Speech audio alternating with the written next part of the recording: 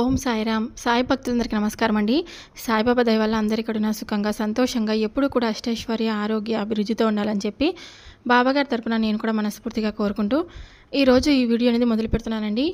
ఈరోజు ఈ వీడియోలో సాయి పిలుపు ద్వారా మనకు వచ్చినటువంటి సందేశం ఏంటంటే, చూడగానే నా చేతిలో ఉన్నటువంటి విభూతిని తాకు, తప్పకుండా నువ్వు కోరింది నీ చేతిలో పెడతాను అని బాబాగారు మనకు ఈరోజు ఒక చక్కటి సందేశం ద్వారా మన ముందుకైతే వచ్చారండి. సందేశాన్ని ఎందుకు అందించాలనుకుంటున్నారు, ఏం చెప్పాలనుకుంటున్నారు అనేది మనం బాబాగారి మాటల్లోనే తెలుసుకుందాం. వీడియో మొదలుపెట్టే ముందు ప్రతి ఒక్కరికి ఒక చిన్న రిక్వెస్ట్ అండి. ఈ సందేశం కనుక మీ అందరికీ మనస్ఫూర్తిగా నచ్చినట్లయితే తప్పకుండా చూసి వెళ్ళే వాళ్ళందరూ మన వీడియోకి ఒక చిన్న లైక్ అయితే ఇవ్వండి. కొత్తగా మన ఛానల్ని ఎవరైనా చూస్తుంటే కనుక తప్పకుండా ఛానల్ని సబ్స్క్రైబ్ చేసుకొని వీడియో నచ్చినట్లయితే లైక్ చేయడం మాత్రం మర్చిపోద్దని. మీకు ఎలాంటి కష్టాలు, సమస్యలు ఉన్నా నాకు కామెంట్ రాయండి. నేను బాబాగారి గుడికి వెళ్ళినప్పుడల్లా మీ పేర్లు చదివి తప్పకుండా ప్రేరిత చేస్తాను. బాబాగారి సందేశాన్ని వినే కన్నా ముందుగా చాలామంది ఎక్కడెక్కడే జ్యోతిషం చెప్పించుకొని నిరాశ చెందుతూ చాలా బాధపడుతూ ఉంటారండి. ఎలాంటి ప్రయోజనం పొందక షిరిడి సాయిబాబా జ్యోతిష్యాలయం అండి కోయ గురుజీ లక్ష్మణ్ రాజు గారు ఎలాంటి సమస్యలకైనా పరిష్కార మార్గం మాకు లభించేలాగా చేస్తారనమాట. గురువుగారి నెంబర్ వచ్చేసి 8466923012.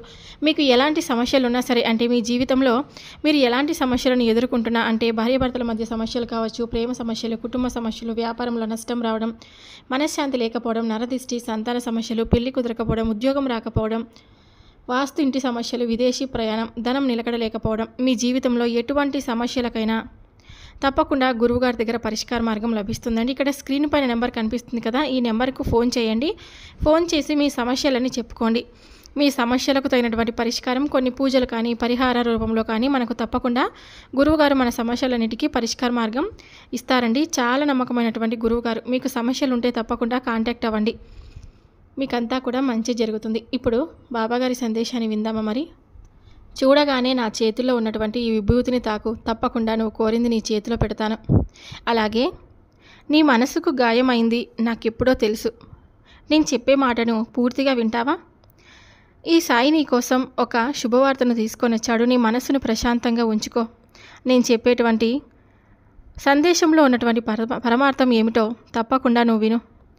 ఏదైనా కానీ నీ మనసుకు నచ్చ చెప్పే విధంగా ఈ బాబా నీకు అన్ని రకాలైనటువంటి సంతోషాలను, అలాగే అన్ని రకాలైనటువంటి సందేహాలను నీకు తప్పకుండా నీ నుంచి ఆ సందేహాలన్నిటినీ కూడా దూరం చేస్తాను. నీ మనస్సును నిర్మలంగా ఉంచుకొని నేను చెప్పే ఈ సందేశాన్ని విను. నీ మనసంతా చాలా భారంగా ఉందని, చాలా దిగులు పడిపోయేలా ఎప్పుడు కూడా ఈ సందేశం అనేది నీకు మంచిగా నీ మనసుని మార్చే విధంగా ఉంటుంది.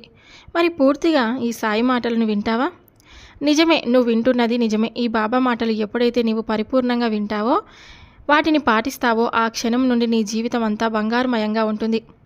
ఎలాంటి సందేహం, అలాగే ఎలాంటి సమస్యలు ఉన్నా, ఎలాంటి కష్టాలున్నా అవేమీ నిన్ను ఏమీ చేయలేవు. ముందు అవి నన్ను ఏమైనా చేయాలి, నిన్ను ఏమైనా చేయాలి అనుకుంటే నన్ను అవి దాటిపోయి నీ వద్దకు రావాలి.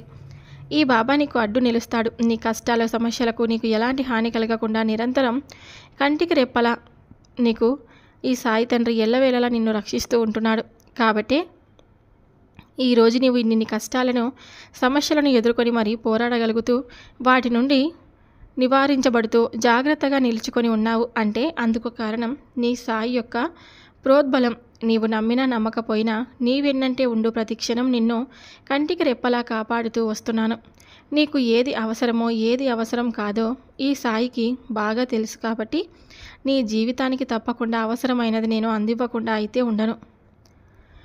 నువ్వు వద్దు అనుకున్నా సరే తప్పకుండా నీకు ఏదో ఒక క్షణంలో అయితే నీ మనసుకు అనిపిస్తుంది, బాబా నా మంచి కోరి, నా మంచి కోసమే కదా ఈరోజు ఈ సమస్య నుండి నిన్ను తొలగించాడు. అలాగే నన్ను ఆయన బిడ్డగా భావించబట్టే కదా ఎన్నో కష్టాల నుండి, సుడిగుండాల నుండి నేను ఇలా ఇంత సులువుగా బయటపడి ఈరోజు కాస్తో కూస్తో సంతోషంగా ఉన్నానంటే ఆయన అనుగ్రహం ఉండబట్టే కదా. అలాగే నేను అనుకున్నటువంటి కోరిక ఎన్నో రోజుల నుండి నెరవేరడం లేదు అంటే అందుకు ఏదో ఒక కారణం అయితే తప్పకుండా ఉంటుంది కదా.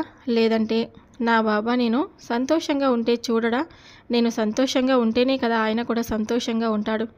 బిడ్డలు సంతోషంగా ఉండాలని ఏ తల్లిదండ్రులు మాత్రం కోరుకోరు. కాబట్టే నా బాబా కూడా నేను సంతోషంగా ఉండాలని కోరుకుంటాడు.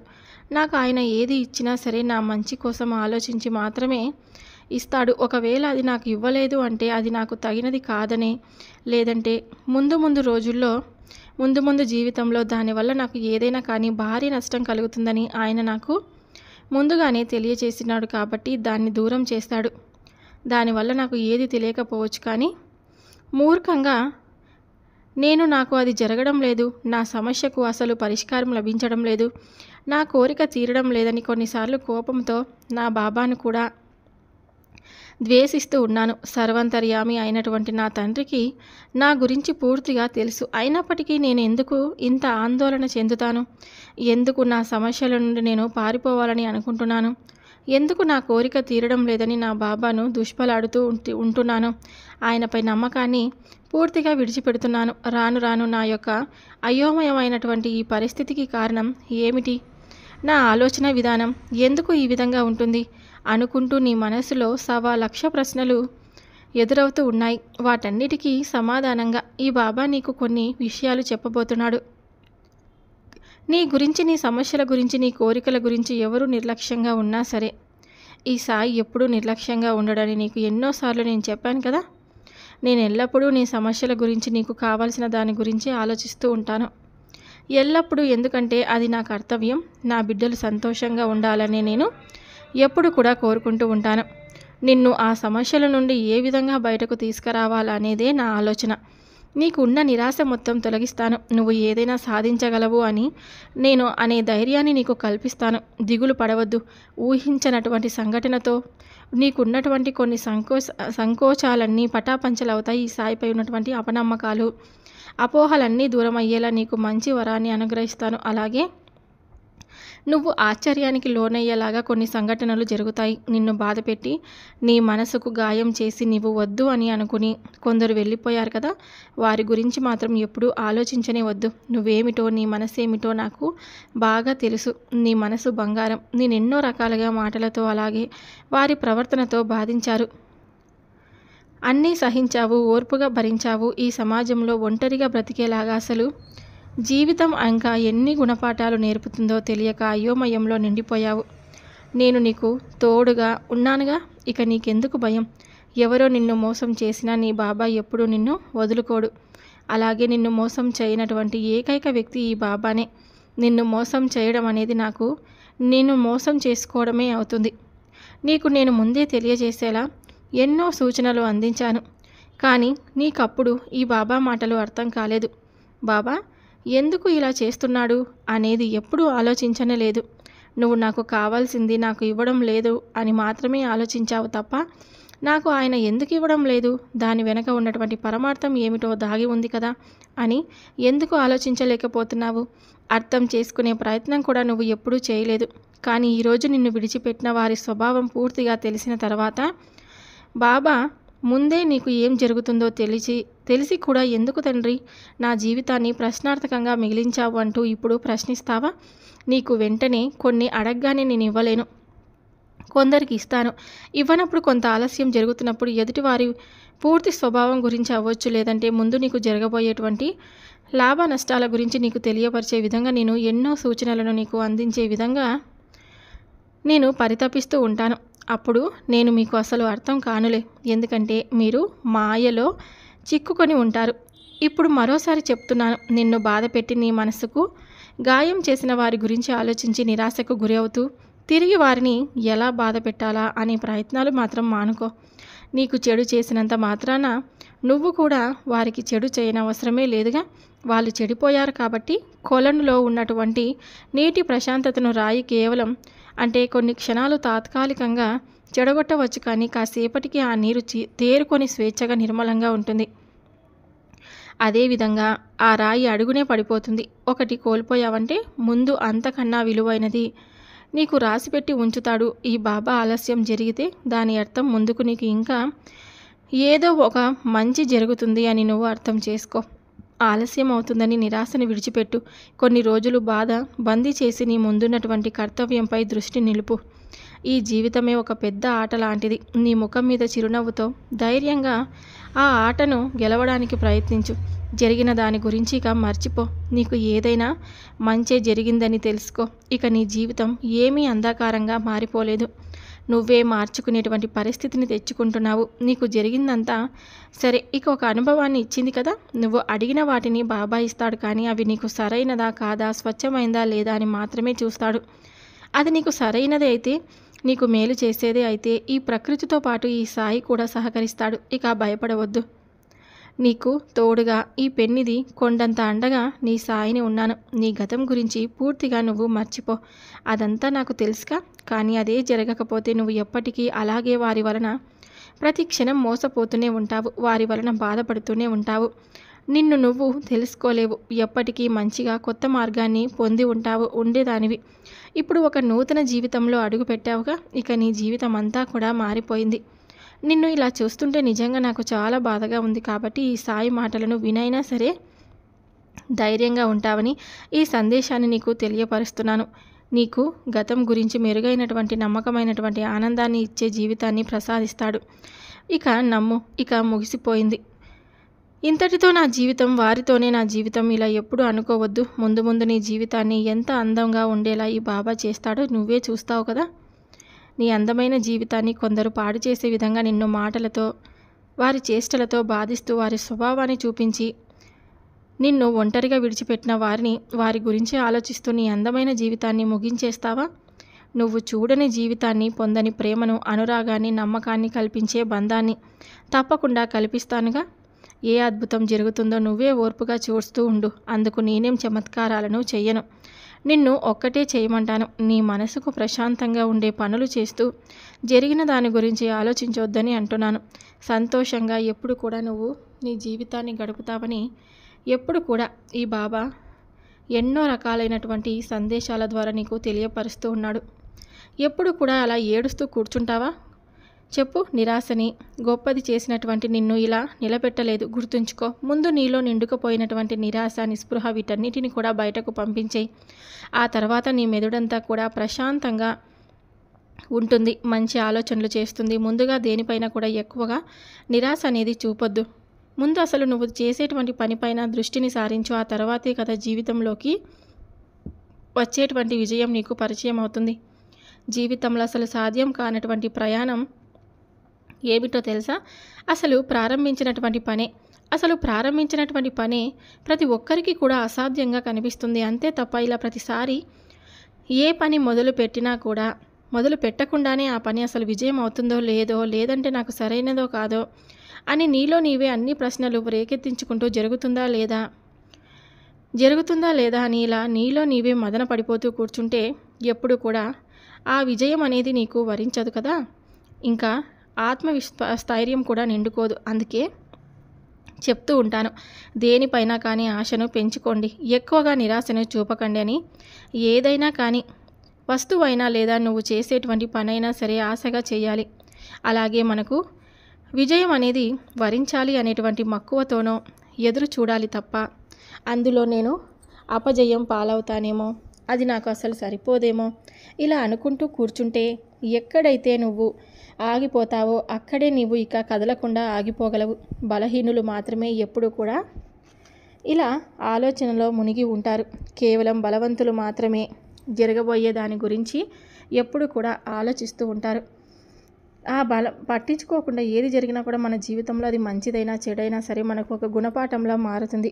చెడు అయితే అది మనకు మంచి అయితే ఒక అదృష్టంగా మారుతుంది. ఇవన్నీ చాలా సున్నితంగా మనం నచ్చ చెప్పుకోవడం ప్రయత్నిస్తాం. అలా ఉండకుండా ఏది మొదలు పెట్టకుండా ముందు నుండే ఇలా నిరాశగా కుమిలిపోతూ కూరుకుపోయి ఉంటే కనుక నేను నిన్ను ఇలా చూస్తూ ఉండలేకపోతున్నాను. ప్రతి ఒక్కరికి కూడా తమ సొంత కళ అంటే ఉంటుంది కదా. ఇతరుల గురించి, అలాగే బలహీనమైనటువంటి క్షణాల గురించి, బలహీనమైనటువంటి రోజుల గురించి, గతం గురించి పూర్తిగా ఆలోచించడం ఎప్పుడైతే మానేస్తావో అప్పుడే నీవు రేపటి గురించి, నీ జీవితంలో రాబోయేటువంటి మంచి రోజులకు స్వాగతం అనేది తప్పకుండా పలికేందుకు సిద్ధంగా ఉన్నట్లు నీ మనసుకు గాయం చేశారని కొంతమంది మనుషులను దూరం చేసుకుంటూ ఉంటున్నావు. అలా కొంతమంది మనుషులను దూరం చేసుకోవడం వల్ల ఇప్పుడు నీకు ఆ సమస్యకు పరిష్కారం అయ్యిందా? దానికి తగినటువంటి పరిష్కారం నీకు లభించిందా? లేదు కదా. ఎటువంటి పరిస్థితుల్లోనూ కూడా మనతో కఠినంగా వారు మాట్లాడాల్సి వస్తుందో అర్థం చేసుకోగలగాలి కదా. 100కి 99 మంది, అలాగే 100కి 99 సమస్యలు కూడా వీటి వలనే తీరిపోతున్నట్లుగా భావించాలి. వారు అసలు మన పట్ల ఎందుకలా మాట్లాడారో కూడా అర్థం చేసుకోవాలి. ముందు వాళ్ళ గురించి వదిలే, గతం గురించి వదిలే, నిన్ను దూరం చేసుకున్నటువంటి వారి గురించి కూడా పూర్తిగా వదిలే. ఎందుకంటే వారి గురించి ఆలోచిస్తూ కూర్చుంటే రేపటి నీ భవిష్యత్తు గురించి ఎవరు ఆలోచిస్తారు? నీ కుటుంబంలో ఉన్నటువంటి ప్రతి ఒక్కరికి ఎవరు సమాధానం చెప్తారు? వారు ఎంతో కష్టించి నిన్ను ఎంతో మంచిగా అభివృద్ధిపరిచి ఈ స్థాయికి తీసుకువచ్చారు. ఎందుకు చెప్పు? నువ్వు ఇలా నిరాశలో కూరుకుపోతూ ఉంటే వారు చూస్తూ ఉండడానిక లేనిపోని కోపాన్ని తెచ్చుకుంటూ ఇంట్లో వారిపై ప్రదర్శిస్తూ ఉన్నావు. దేనికోసం అలా కొంతమందిని నువ్వు నమ్మి మోసపోయి చివరకు అదంతా కూడా కేవలం నీ కుటుంబంలో ఉన్నటువంటి వారిపై చూపించడం అసలు మంచి పనే కాదు. నీ మనసుకు గాయం చేసిన వారిని దూరం చేసుకున్నావు కదా, ఇక వారు కూడా దూరం అయిపోయారు. అంతటితో పరిష్కారం కూడా అయిపోయిందని అనుకో. అంతటితో వారికి నీకు ఉన్నటువంటి బంధం కూడా తెగిపోయిందని అనుకో. లేదా జీవితంలో వారితో నీకు మరలా ముడిపడి ఉంటే తప్పకుండా ఏదో ఒక రోజు నీకు దగ్గర అవుతారని అనుకో. అంతే తప్ప అలా జరిగిపోయినటువంటి గతం గురించి తలుచుకుంటూ రేపటి నీ భవిష్యత్తు గురించి ఇప్పుడే నుండే వ్యర్థం చేసుకోవద్దు. అలాగే ఏ ప్రయత్నం మొదలుపెట్టినా ఆ పనిలో నీకు విజయం రాలేదని చెప్పి వరించాలని కూర్చుంటే మాత్రం అది ఎప్పటికీ కూడా జరగనటువంటి పనే. అలాగే నా సహకారం కూడా నీకు అసలు లభించదు. ఏదైనా కానీ నువ్వు మొదలు పెట్టాలి, ఆ పనిలో నువ్వు ఇష్టత చూపించాలి, అలాగే కాస్త అయినా శ్రమించాలి. ఆ తర్వాత ప్రతిఫలం నువ్వు నన్ను అడగాలి. అలా కాకుండా ఇప్పటి వరకు నేను జీవితంలో ఎలాంటి బంధాన్ని కూడా సంతోషంగా ఎప్పుడు కూడా ఆస్వాదించలేకపోయాను. ఎవరితో కూడా సంతోషంగా 4 రోజులు కూడా గడవలేదు. అలాగే నా కుటుంబంలో వారికి కావలసినటువంటి మంచి ప్రేమను నేను అందివ్వలేకపోతున్నాను. కనీసం నన్ను నేను నిలబెట్టుకోవడానికి చేసినటువంటి ప్రతి ప్రయత్నం కూడా విఫలమవుతున్నాను అని నిరాశగా ఉంటున్నావు. అసలు ముందు నువ్వు ఏం ప్రయత్నం చేస్తున్నావు? ఎప్పుడైనా కానీ ఏదైనా కానీ ఒక పనిని ఎంచుకున్నావా? లేదా ఒక ప్రయత్నాన్ని మొదలు పెట్టాలని అనుకుంటున్నావా? నీకు నిర్వర్తించేటువంటి బాధ్యత కూడా ఉండాలి. ఒక పనిని అనుకుంటే సరిపోదు, దాన్ని పూర్తి చేయాలి. దాన్నే నీ ఇష్టదైవంగా భావించాలి. పనే దైవంగా భావించిన నాడు నువ్వు తప్పకుండా విజయం పొందుతావు. ఎవరైతే నీ నవ్వు వెనక ఉన్నటువంటి బాధను గుర్తిస్తారో, ఎవరైతే నీ కోపం వెనుక ఉన్నటువంటి ప్రేమను గుర్తిస్తారో, ఎవరైతే నీ మౌనం వెనుక ఉన్నటువంటి అర్థాన్ని కూడా గుర్తిస్తారో వారే నీకు నిజమైనటువంటి ఆప్తులు, బంధువులు. మరి ఇప్పుడు నిన్ను విడిచిపెట్టి వెళ్ళిపోయినటువంటి బంధంలో ఆప్తులు, బంధువులు నీకు అలాంటి మార్పులు ఏమైనా కనిపించాయా? లేదంటే అలాంటి ప్రవర్తన నీకు ఎప్పుడైనా అనిపించిందా? లేదు కదా. మరి ఇక అలాంటి వారి గురించి ఆలోచించొద్దు. ముందు నువ్వు మొదలు పెట్టాలనుకున్నటువంటి ప్రయత్నం వైపు, అలాగే నీ లక్ష్యం వైపు నువ్వు దృష్టిని సారించి ఆ తర్వాత ప్రతి మనిషి కూడా కొన్ని అలవాట్లకు బానిస అయినట్లుగా ప్రతి మనసు కూడా కొన్ని మనసులకు బానిస అవుతుంది అనేది నిజమే. నేను ఒప్పుకుంటాను. నీ మనసు ఎంత బాధగా ఉందో అలాగే నీ మనసులో నువ్వు గూడు కట్టుకున్నటువంటి ఆ బాధ అంతా కూడా ఎన్నో రకాలైనటువంటి నిద్ర లేనటువంటి రాత్రులు ఈ బాబాకు బాగా తెలుసు. నీ మనసు మంచిదే, ఎవరికి కూడా బాధించేటువంటి మనసు కాదు. ఎవరిపై కూడా అనవసరంగా మాట కానీ చెయ్యి కానీ చేసుకున్నటువంటి మనస్తత్వం కలవాడివి అంతకన్నా కాదు. నీకు నీ మంచి జీవితానికి ఒక అర్థం అనేది ఉండేటువంటి గొప్ప బంధాన్ని నీకు దగ్గర చేస్తాను. అలాగే నీవు జీవితంలో కలలు కంటున్నటువంటి మంచి ఆనందమైనటువంటి రోజులను కూడా నీకు పరిచయం చేస్తాను. ఇదంతా కూడా ఎందుకు చెప్తున్నానో తెలుసా? నీవు దేని గురించి అయితే వెనకడుగు వేసి ఏ బంధం దూరమైందని చెప్పి బాధపడుతూ ఉన్నావో వారి కోసం నువ్వు నీ జీవితాన్ని అక్కడే ఆపేసి ఇలా నిరాశలో కూరుకుపోయి అనేదే నా బాధ. వారి గురించి ఇలా ఆలోచిస్తూ ఎన్ని రోజులని ఇలా దుఃఖిస్తూ ఉంటావు చెప్పు? ముఖంపై చేదుగా మాట్లాడేవారు ఎప్పుడు కూడా మోసం చేయరు. భయపడవలసింది కేవలం తీయటి మాటలు చెప్పే వారితోనే. మనసులో అసూయ పెంచుకున్నారు. సమయం అనేది వచ్చిందే, మారిపోయారు కాబట్టి వారి బలహీనత అలాగే వారి మోసం ఇప్పుడైనా నీకు అర్థమైంది కదూ. వారి గురించి పూర్తిగా మర్చిపో. ఈ ముగ్గురిని కూడా ఎప్పుడూ నీ దరికి రానివద్దు. మనకు విలువ ఇవ్వని వారిని, మనల్ని చూసి ఈర్ష్యపడే వారిని, మనకు అర్థం చేసుకోకుండా మన గురించి ఇతరులకు చెడు చెప్పేవారిని, వీరిని ఎప్పటికీ కూడా నీ దరికి చేరనివ్వద్దు. అదృష్టం అంటే ఏమిటో తెలుసా? ధనం, ఆస్తులు ఉండడం కాదు, చేతి నిండా పని ఉండడమే, కడుపు నిండా అన్నీ దొరకడమే, కంటి నిండా నిద్రపోవడమే, కష్ట సుఖాలను పంచుకునేటువంటి ఒక మంచి స్నేహితులు మనకు ఉండడమే నిజమైనటువంటి అదృష్టం. ఆ అదృష్టమే నీ దరికి రాబోతుంది. ధనంతో పాటు అలాగే నీకు చేతి నిండా పని దొరికేటువంటి అవకాశాన్ని ఈ బాబా నీకు కల్పించబోతున్నాడు. ఈసారి నీవు చేసేటువంటి ప్రయత్నం కేవలం నీపైనే ఆధారపడి ఉంటుంది. అలా ఎందుకు చెప్తున్నానో తెలుసా? ఇప్పటి వరకు నువ్వు ఎలాంటి ప్రయత్నం మొదలు పెట్టినా మొదలు పెట్టలేదు. కేవలం ఇంతవరకు నువ్వు ఒక మాయ ముసుగులోనే ఉండిపోయావు. దాన్నే నీ జీవితం అని కూడా అనుకున్నావు అని చెప్పి పొంగిపోయావు. కేవలం ఆ ముసుగులో ఉండి ఎవరిని కూడా పట్టించుకోలేనంత లోతుగా వెళ్ళిపోయావు. ఇప్పుడైనా తేరుకున్నావు కదా, సంతోషించు. సంతోషం కాకపోతే ఎప్పటికీ కూడా గుర్తుంచుకో, ఇప్పుడు నీకు రాబోయేటువంటి అవకాశాన్ని మంచిగా ప్రతీకారంగా తీర్చుకొని అవకాశంపై దృష్టిని సారించి నీవు నీ లక్ష్యాన్ని తప్పకుండా చేరుకో. ఆనందం అనేది ఏమిటో నీకు నిజంగా తప్పకుండా అవగతమవుతుంది. నా జీవితం ఏమిటిలా చేశావని ఎప్పుడు అడుగు. నీకు నా నుంచి అంటే నువ్వు నాకు ఏమి ఇచ్చావని బాబా అని ఎప్పుడు నీ తండ్రిగా, నీ గురువుగా, నీ సాయిగా ఇచ్చాడో పూర్తిగా అర్థమవుతుంది. అంతవరకు కాస్త ఓర్పుగా ఉండు. సో విన్నారు కదండి, బాబాగారు ఇచ్చినటువంటి సందేశం మీ అందరికీ నచ్చినట్లయితే తప్పకుండా మన వీడియోకి లైక్ చేయండి. మరి కొంతమంది సాయి భక్తులకు ఈ వీడియోని షేర్ చేయడానికి మీ వంతుగా మీరు ప్రయత్నం చేయండి. మరొక వీడియోతో మళ్ళీ కలుద్దాం. సర్వే జనా సుఖినో భవంతు. ఓం సాయిరామ్.